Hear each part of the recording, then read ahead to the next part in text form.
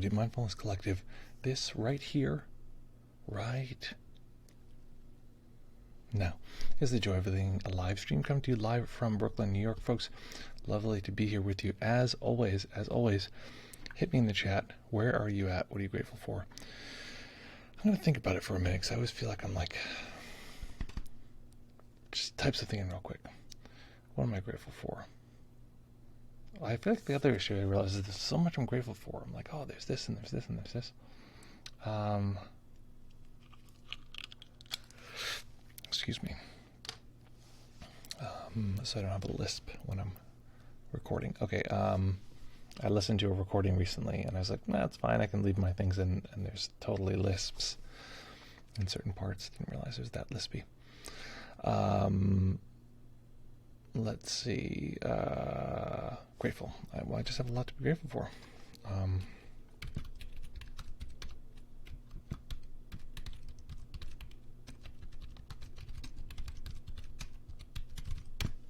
Wonderful puppy and wonderful weather. Also grateful that this retreat is happening May 7th through the 16th. Put it on your calendar. Registration is opening soon.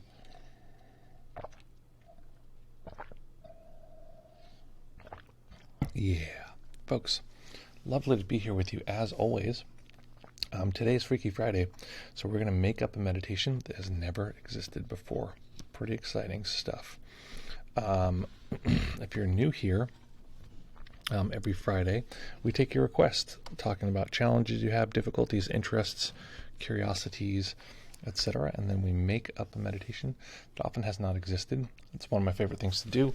My background, my training is in making fine art, and I always wished that in making fine art there was you could do it like jazz, where you could have or improvisational music in general, where you could play like a standard and play it totally differently. So that's what I like doing, is even if it's something that's we're familiar with, doing it in a way that we haven't experienced before. Okay, so let's see who's here.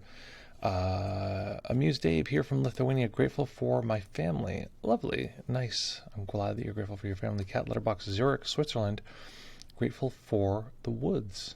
That is a very Swiss thing to say. I bet. I'm sure the Swiss woods are lovely. I've only spent a little time in Switzerland, and it was in the Alps.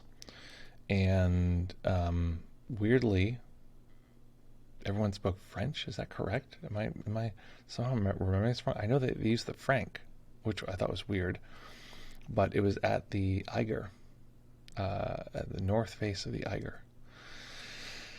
Lovely skiing times. Let's see. Aaron, Indiana, grateful for letting go. Grateful you're here. Sanelf, Atlanta, grateful for meditation helping me feel grounded for a little bit at a time. Okay, so as we're reading these, I just want folks to consider what are any questions, quandaries, queries, comments, challenges, or life concerns. I'm going to get rid of comments on this list. I feel like it just rings better without that. I'll just put it back later if I want. Questions, quandaries, queries, challenges, or life concerns that you're having, and we will build ourselves a meditation based on that. So we also have Joanna Wise. Oh, Johanna. I realize this is the name I always mispronounce. I'm so sorry. It's I'm going to go with Johanna. Johanna Wise, good morning from Orange County, California. Cat Letterbox. Could be. They could be speaking French and using the franc. This was a while ago. This was like way back. Grateful for good health. Excellent. Let's all say thank you for good health existing here in the body, in the mind. Sound mind, sound body. Very lucky as humans to have that.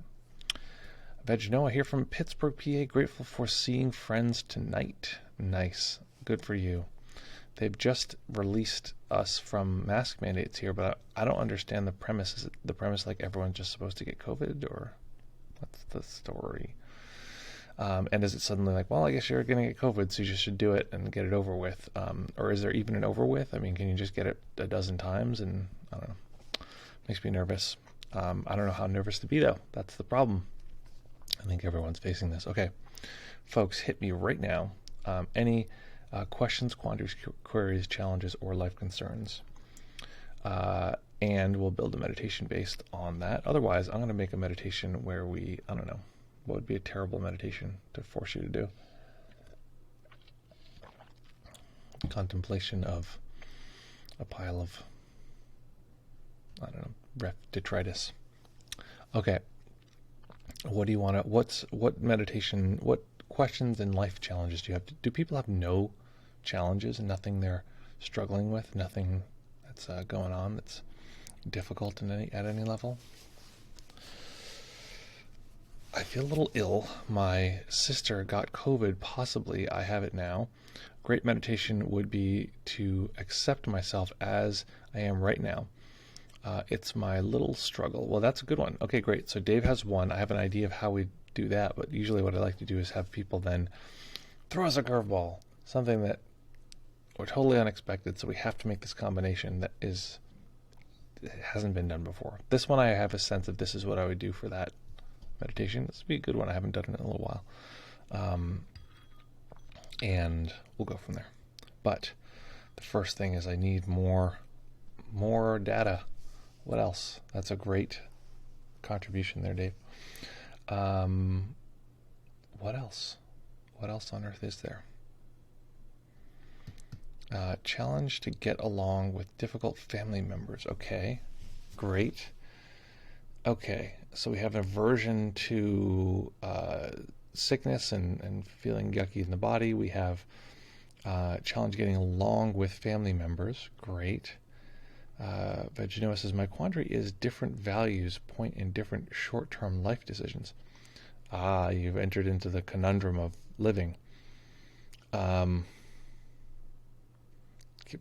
I have answer for that, but I don't know if they tie into today's meditation. Oh, I'm staying at my mom's, also experiencing the family thing. Okay, good. So we'll use that. I have a sense of the direction to go, but if anyone wants to throw a wild card in there, I mean, I can't always guarantee that I could do it, but I'll answer while people are thinking, I'll answer the different values question. So if anyone's new here, I use values as a central tool in the way that I teach and help people navigate their life using values. So the point of it all is that I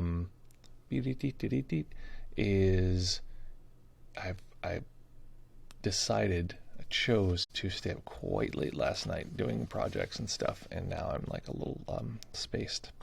So what's the point of it all is that I was trying to perfect an audio file. I was following a protocol that I'd heard, and I was like, okay, this is going to do it. And then at some point I was like, it sounds terrible. So I was like, wow, what a weird, that's a lot of time to spend on something that didn't work. So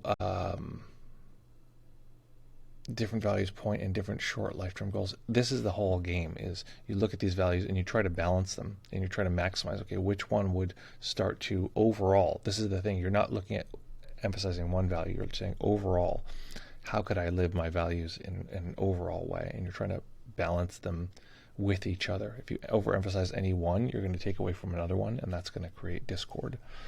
So that's the general breakdown, is that the decision should be made on which would most likely, support all of the values as a balanced force, and they will contradict each other. That's the nature. So that's what we want to recognize, that our life is a set of values that are interacting and conflicting, and we need to find a balance between them. I don't know if that answers your question or is just annoying because it is your question, but that's the general breakdown of that.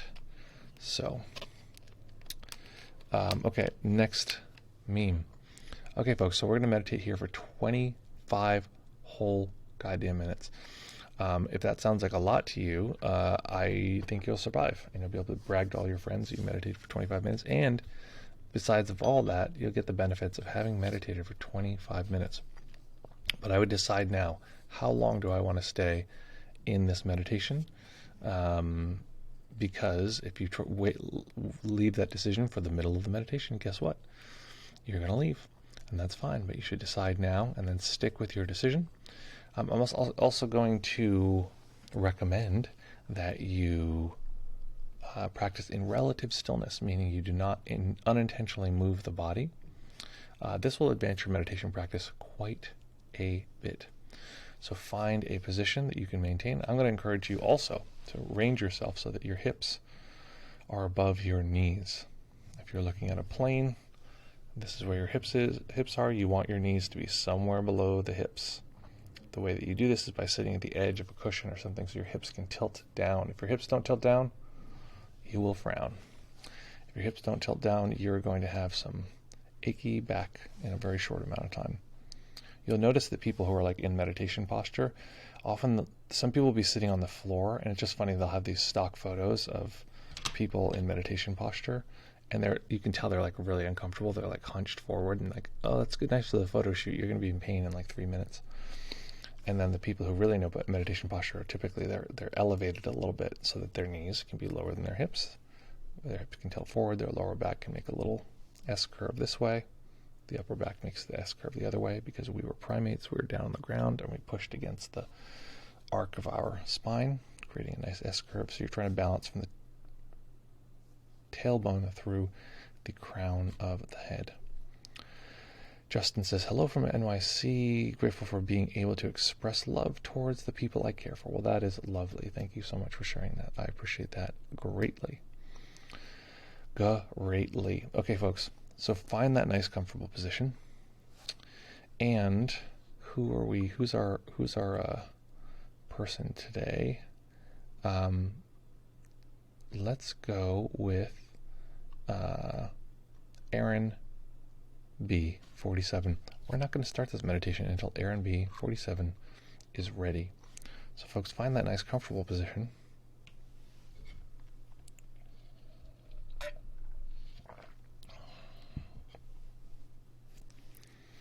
I was going to say when you're ready we'll begin, but no.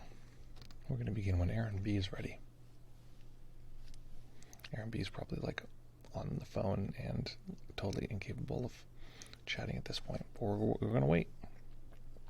All right, let's see one thing here. Okay, let's check this. Okay, good. Ready. Okay, folks, let's begin.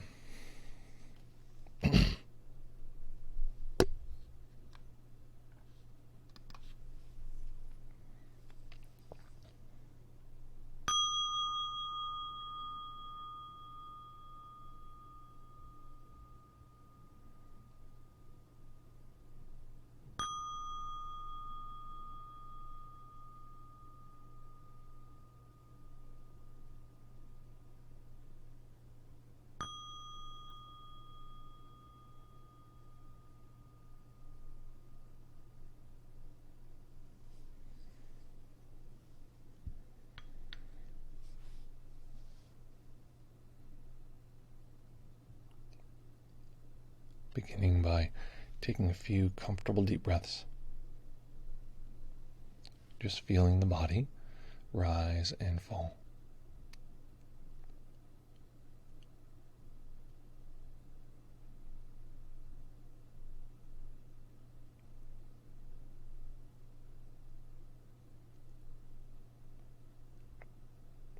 Each time we begin a meditation, we are beginning with the momentum of all the previous moments. This is, in fact, how we begin every moment. So, being very conscious of this particular experience. People deeply underestimate the radical, transformative property of attending to this particular set of sensations in this moment.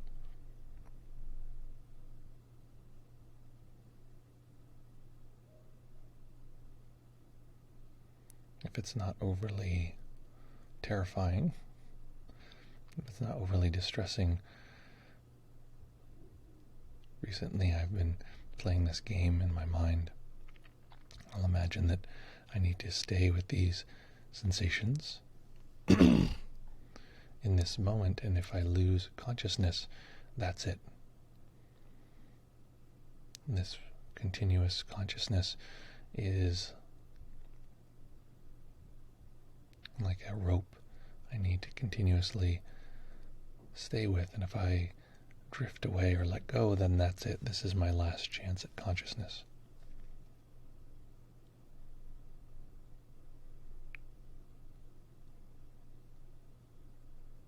What this does is add just a little bit of adrenaline to the system, but if it's overwhelming, then don't worry about that. We're just playing a game.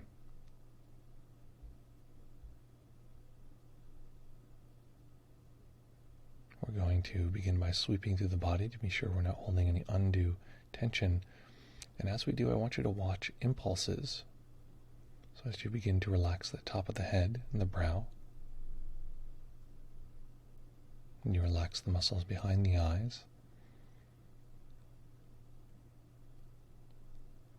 I want you to stay with the sensations I'm referring to and then move along to the next ones, and notice impulses within the mind to move, to jump around. So relax the face, relax the back of the tongue and let the jaw go slack. No need to hold it closed.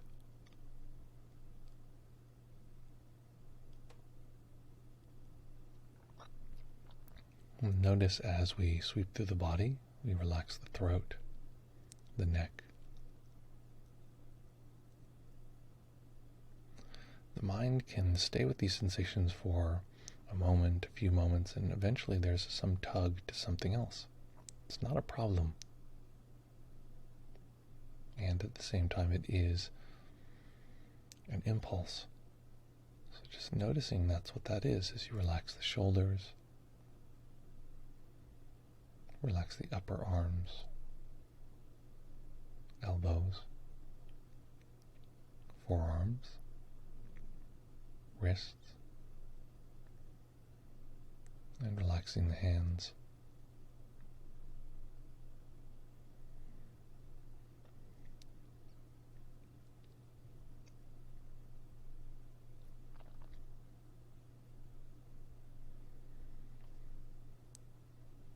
Letting go of any attempt to control the breath, just letting the body breathe as it will.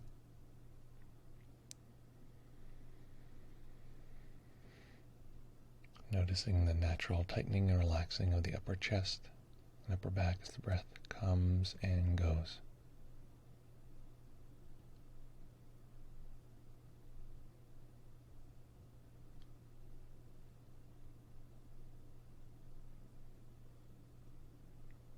As you relax the belly and the lower back, as you relax the hips,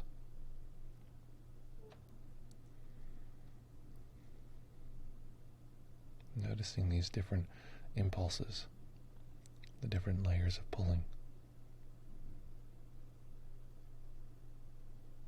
As you relax the upper legs, the knees and calves, as you relax the feet.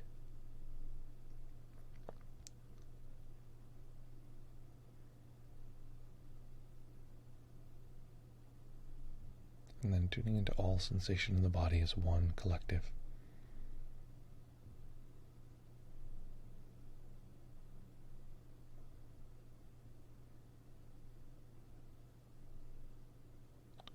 So you'll likely notice that if the mind is pointed, if we're using the laser of the mind to notice details, we can much more easily be pulled by impulse.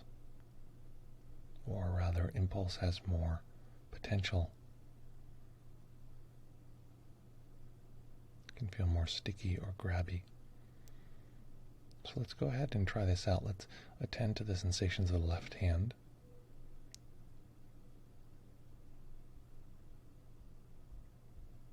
And I want you to stay with those sensations in a completely unbroken way.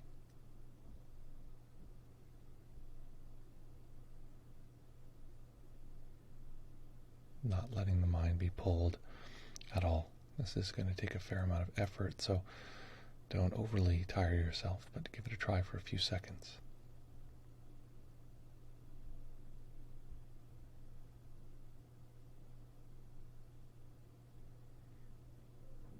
Okay, let go of that. And then take in the whole body, just resting in all of the body's experience as though we were leaning back into a soft chair, and that soft chair is the body itself.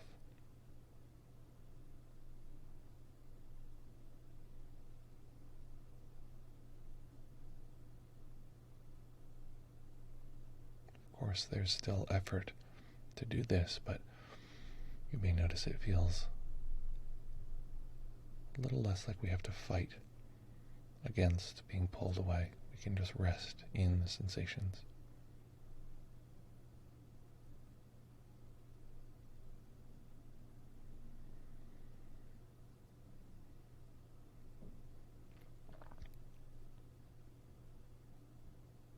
Further level of this is if we open up to our total experience, everything that we're experiencing in this moment that we can easily connect with. So taking a soft snapshot of whatever sense experiences are occurring in this moment. This is sometimes referred to as just now. What is now, experientially?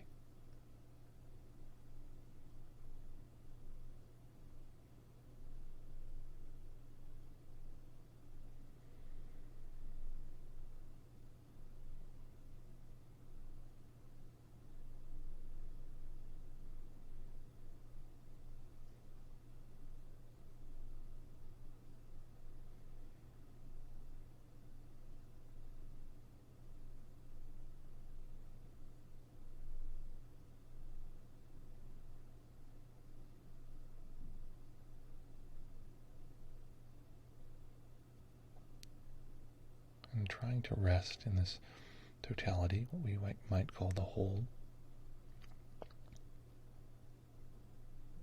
Again, we can play our game that we need to stay with this consciousness continuously, or we lose our access, our right to consciousness.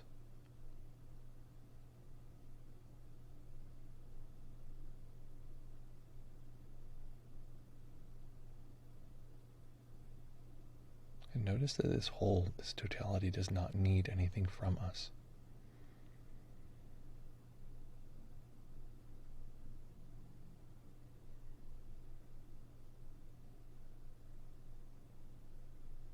Right now, we likely have impulses within us, a self, parts of us that want the meditation to go well, parts of us that feel distracted or annoyed that we are having a challenging moment,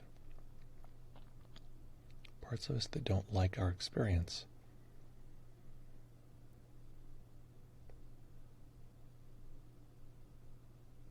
But recognizing these are just parts of our experience, we're going to notice those, notice if they're grabbing, wanting something, or pushing, not wanting something.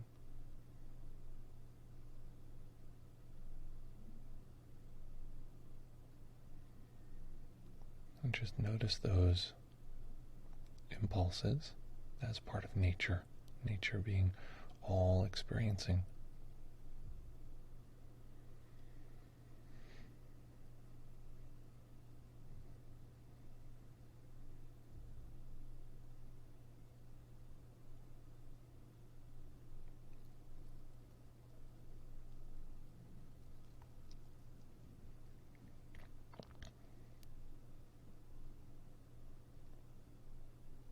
And so I want you to notice the drives within us, these impulses.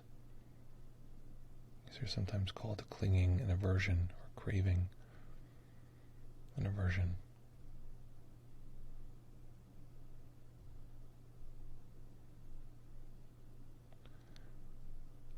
But they can feel like a pressure, wanting,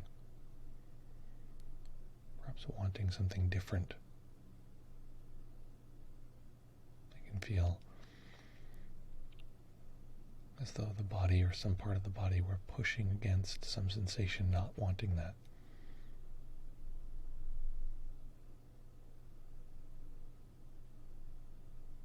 So in this case, we're trying to see those movements, those pushes and pulls as nature. The impulse to move the body.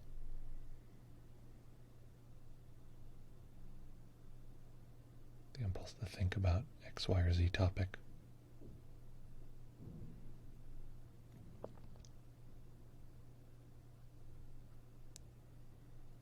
In fact, this is so common. It might feel like that's our entire experience. In this moment, we're just being pushed and pulled.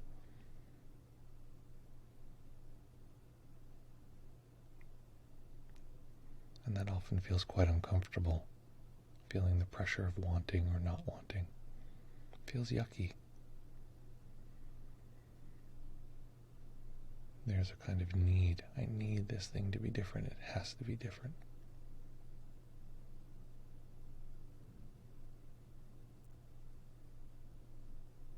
And then noticing that it needs something, it wants something. And then opening awareness up to the whole, the totality. Noticing the difference.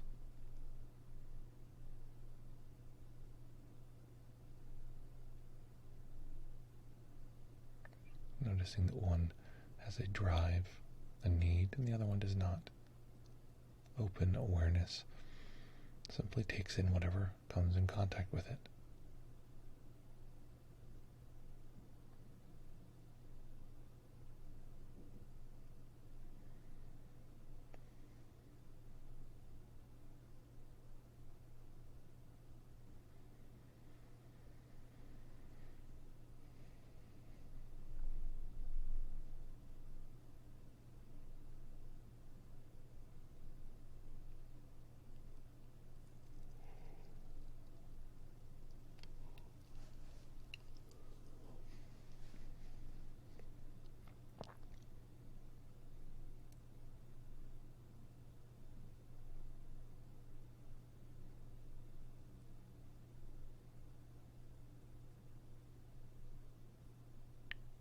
So feeling the pushing and pulling. And we can alternate back and forth and just taste. What does it feel like when we're in a self, a me, or some section of our experience, feeling the impulses, the impulse to feel distracted, be pulled away.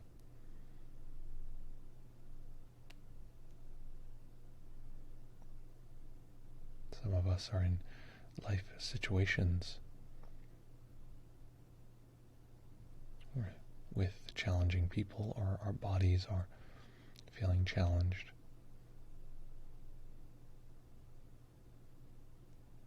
So as long as we don't overwhelm ourselves, as long as we don't take in too much at once, just touching into that in this moment, the stuff we don't like. Notice what the response is in the body and the mind, whether it feels like clinging, aversion, or both. Both is the most uncomfortable.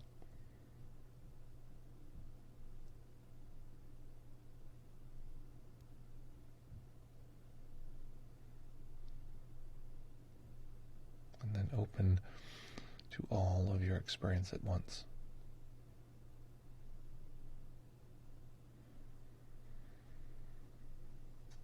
And see if it feels relieving.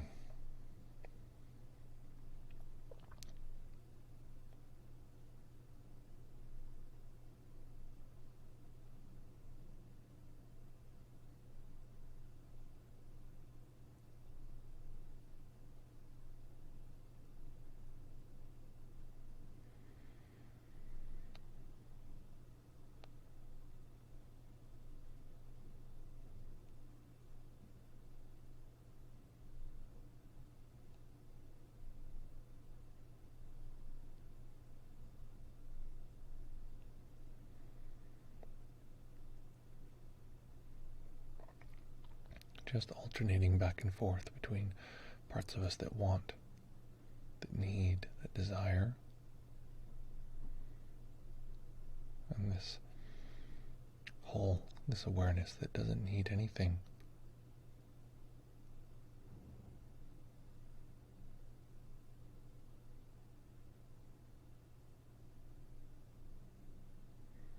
If we can't detect that quality, just taking in everything we can experience as one collective and seeing how that feels. Seeing if it feels like a relief.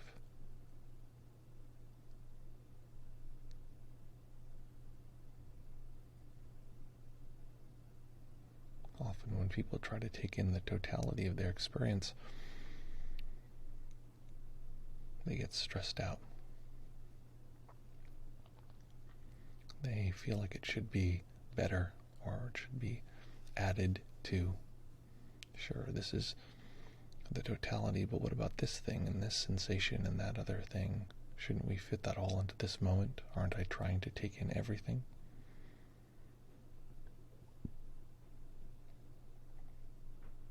So remember that the totality cannot be improved on. It is just whatever the constellation of this moment is. It might be quite small. It might not include every detail. But it's whatever is easy to detect in this moment.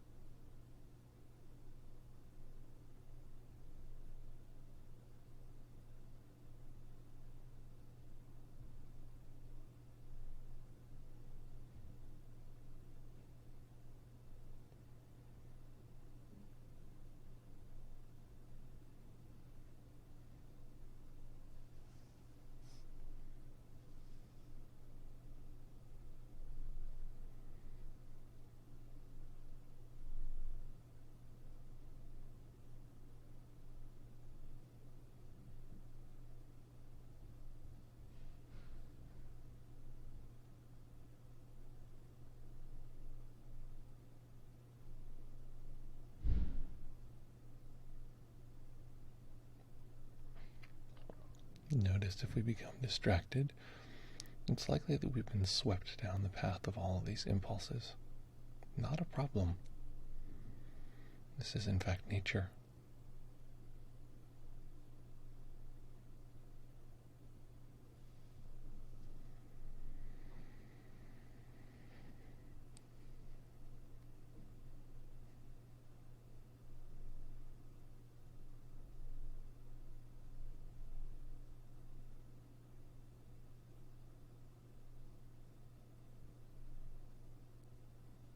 Noticing that this awareness that could take in the whole, the totality,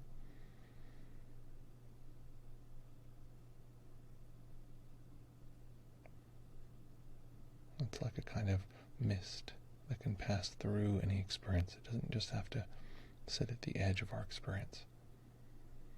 So if there's some part of our experience that feels particularly challenging, some emotion or physical sensation, letting this awareness that takes in the whole pass through those sensations.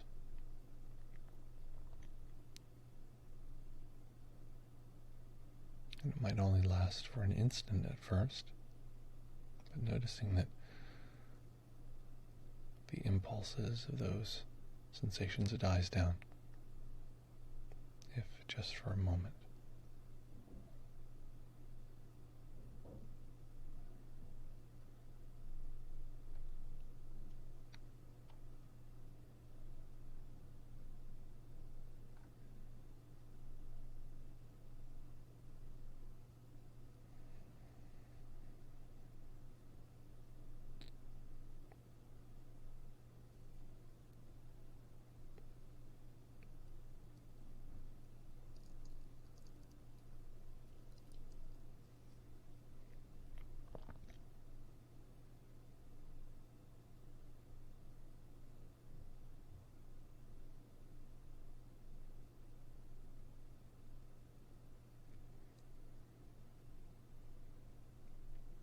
Notice that as humans we have a sense of time, a sense of narrative. There's the me, the self, that we typically create as the central character to this story.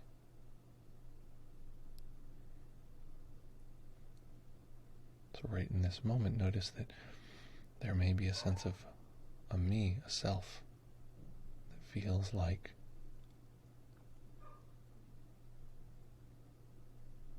it is the main character. It's always been the main character.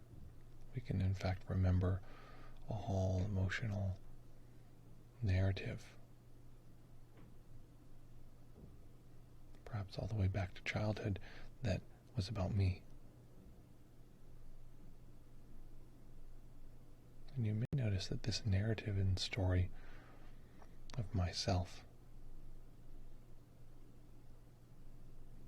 the solidity of this story is itself the same kind of clinging. The mind holding material to create a kind of stable story. As we tune into that story, you might notice it feels similar to those impulses, those wants, to those not wants.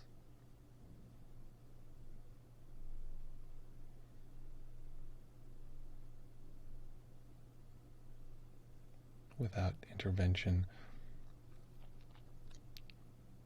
this mind creates a story of ourself. That story is full of impulses, but it's as though the mind wants the story to continue. What it doesn't want, what it pushes away from, is everything that's not that story.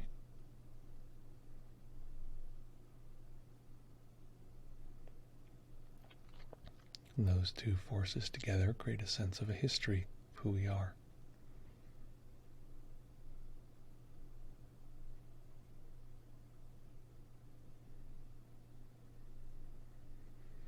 And so much of our struggle in each moment is maintaining that history.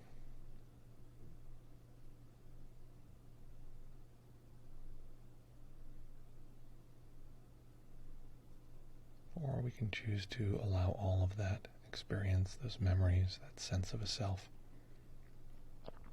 to melt into the totality.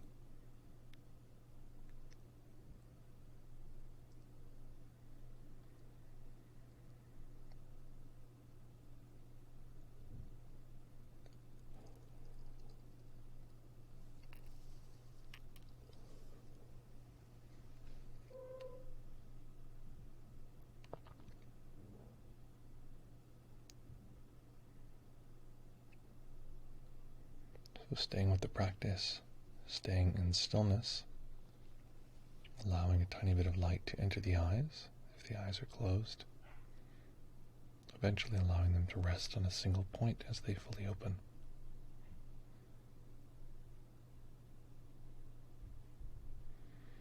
As the seeing experience arises, noticing that the mind will place this current moment in the same narrative we've been describing.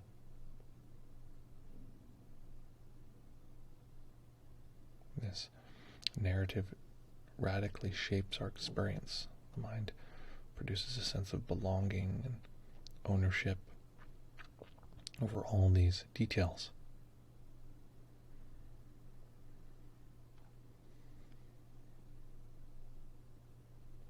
Letting all of that melt into the totality, letting the spaciousness of awareness merge with the spaciousness of seeing, merge with the spaciousness of the sense of the body, and the space behind the body, letting all of these decondition, release.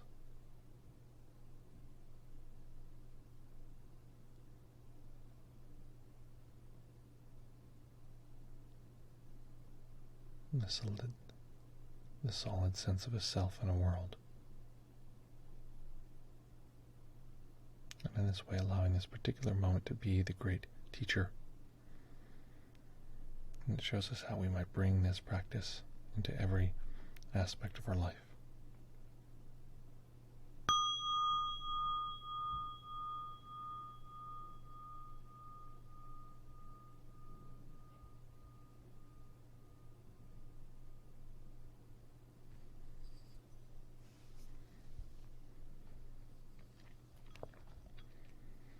Okay. Allow yourself to stretch.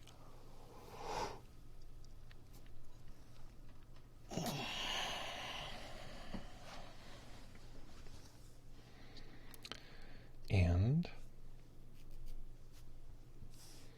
we'll go from here.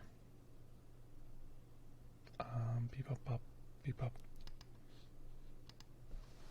Excellent. Okay, folks. Hit me with what that was like, what happened, what do you like now? forget. That was fun. So both similar and different from what we often do.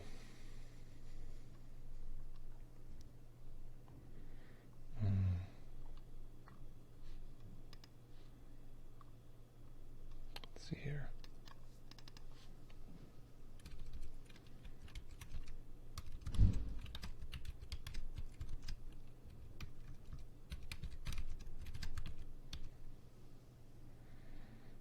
Okay. Let's hit me with what that was like, what happened, what do you like now? And we'll go from there. Muse Dave says, I felt like I was nothing at the end, and it was very freeing. Lovely. A freeing nothing. Dave, there is a term, I think it's describing a very deep version of what you just described, but it's not different. There's a term in Sanskrit and in Pali that means a zero that is deeply fulfilling. The word means to quench, and it means to quench both as though we quench a thirst, like, oh, what a relief, and to quench our existence. We stop existing. So it's like we cease, and our suffering ceases. So it means to quench. And this word in Pali is nibbana, and in Sanskrit is Nirvana. So if you've ever heard the band Nirvana, that's what they're talking about, is a zero, nothing, that is satisfying. Sanelf says the following. Let's get the computer to read it.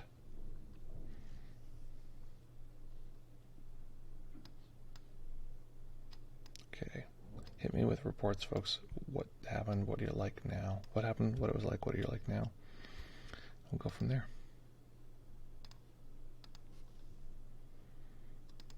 This meditation feels important. I'll be repeating it. Nice. I'm often aware of me and my parts pulling away and towards each other. Feel like on the edge of understanding something, but not there quite. Great. Yeah. So I want to just give a little context here. What we did today in the meditation was traditionally what would be described as a meditation on clinging and aversion. We just look at how at any given moment the system is pushing and pulling on our reality. Right now, if I just stop talking,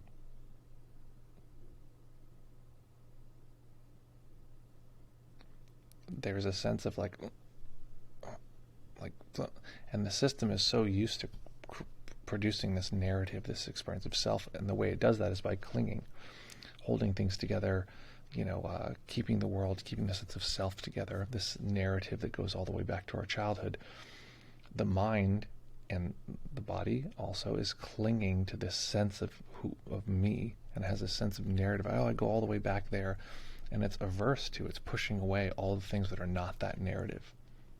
And I think something that psychedelics do, something that deep meditation does, I think much more thoroughly than psychedelics does, is show us what a weird decision. Like, why do we decide this one little thin sort of slice of reality was the good one, and then everything else is something to fight against and avoid?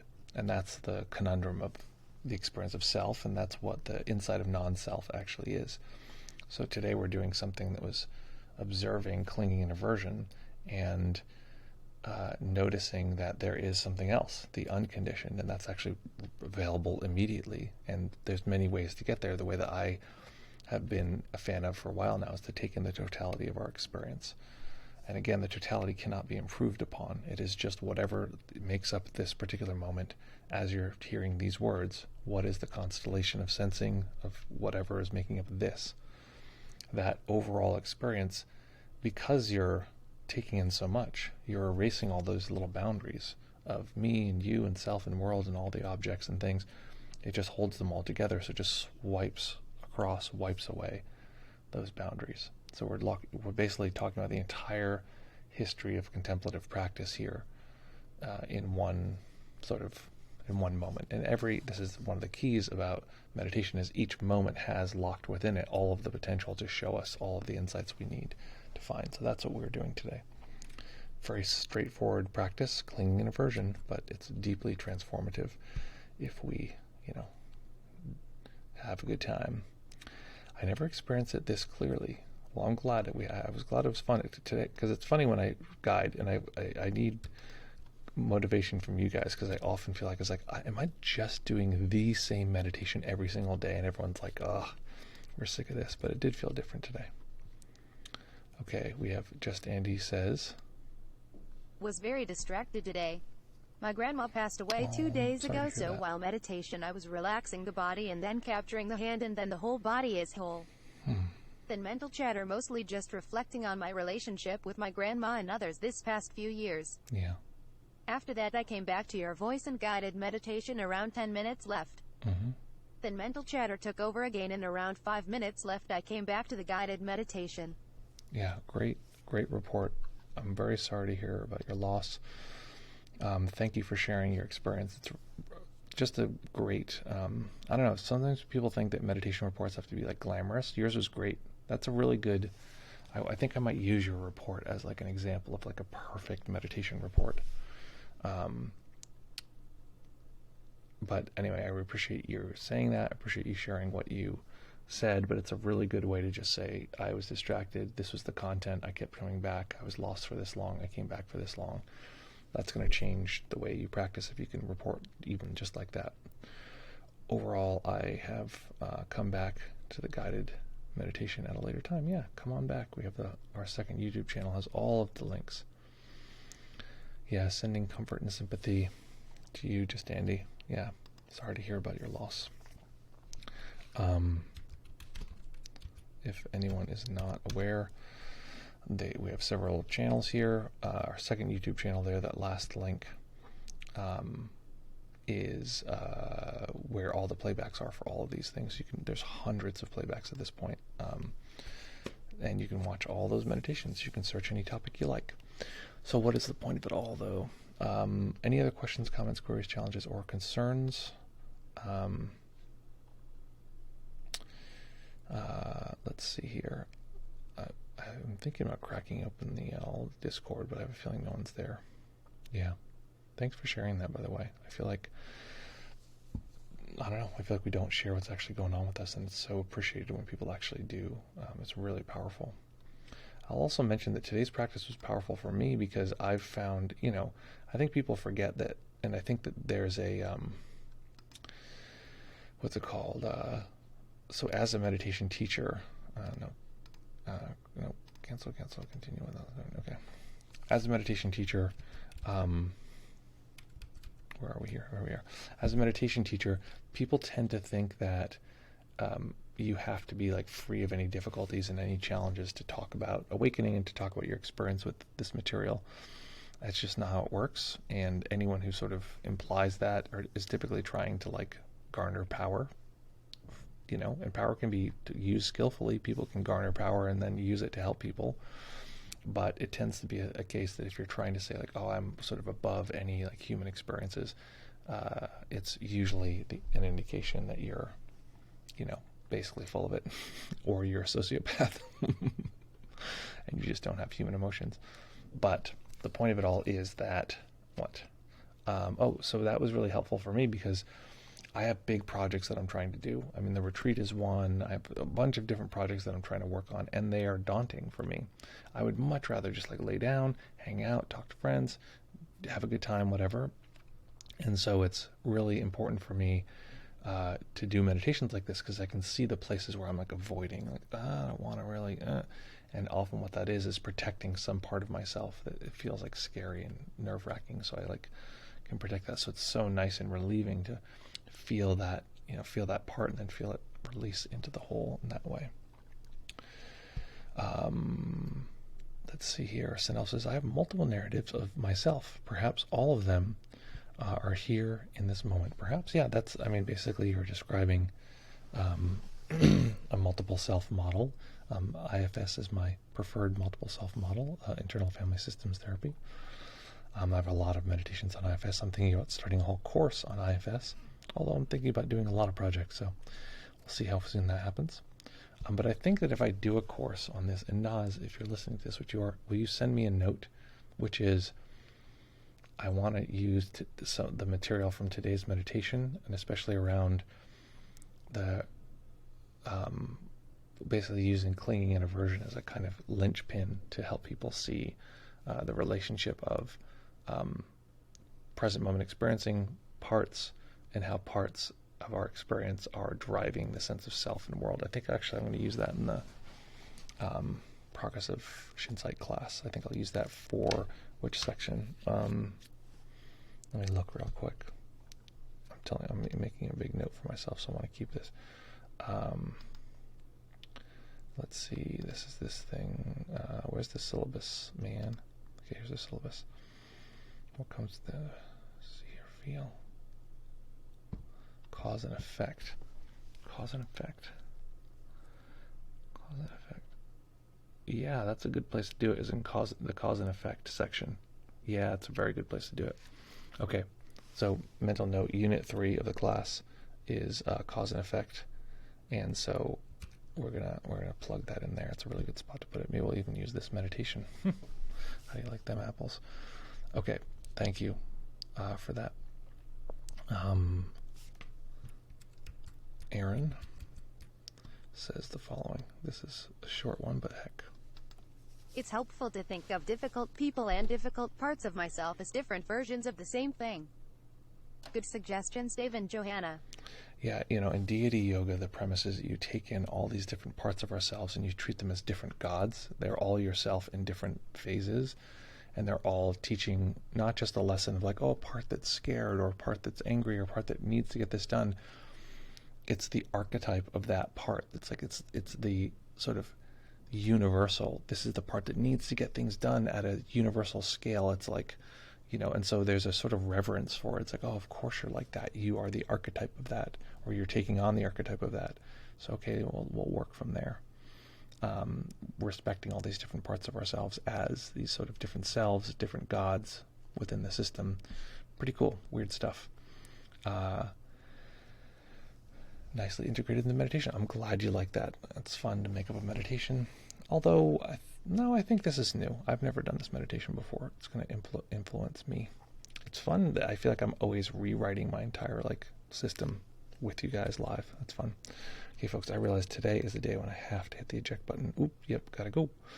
Gotta go real soon. So let us, I'm going to put on the outro music and then say thank you in the chat. Folks, lovely to be here with you as always.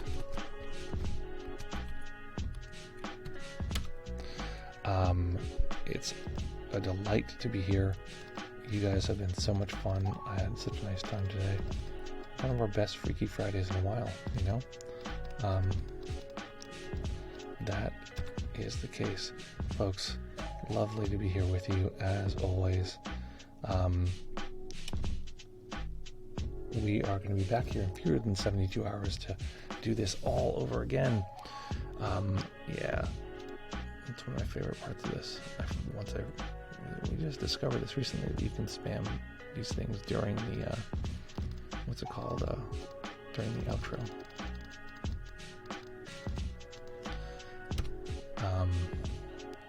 So folks, lovely to be here with you. Folks, we're going to be back here, like I said, and we're going to practice some more. We're going to do some meditation. So folks, as always, practice well, take care of each other, have fun, and we'll see you all very, very soon.